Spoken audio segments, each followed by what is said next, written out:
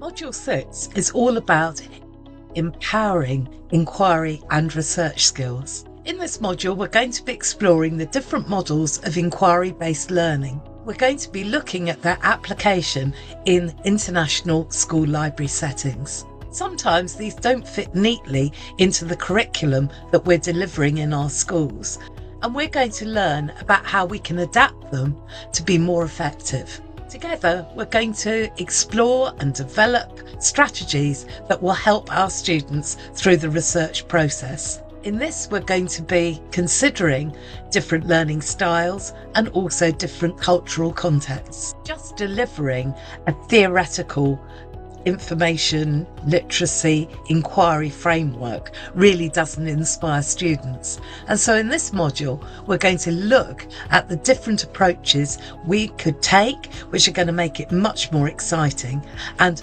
to inspire our students to become engaged. It's really important that they enjoy the research process and that they can understand how it will enhance their critical thinking competencies and also their independent learning skills. These are so in demand in both higher education and the workplace. As school librarians, particularly in international schools, we can get them ready for the competencies they need for global citizenship.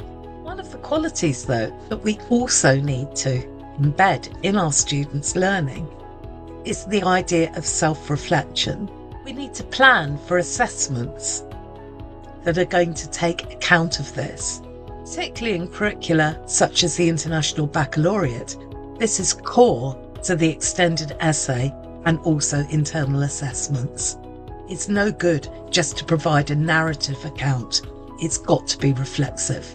So in this module, again, collaboratively in small groups, we're going to be exploring what do people use for different age groups to try and enhance their research skills, which models work and which ones are more suitable for an older or a younger audience. Most importantly, what has been the experience of the students themselves in undertaking these models in preparation for their research work. We can also be brave. We can step outside the box. We can encourage our teachers to take a different lens on how students synthesize and write up their work and demonstrate their learning. We'll look at some game-based learning ideas to promote critical thinking and to foster those independent learning skills. It's so important to include student voice in the assessment process. I used to encourage people to talk through their learning journey, to explain what they were doing, why they were doing it.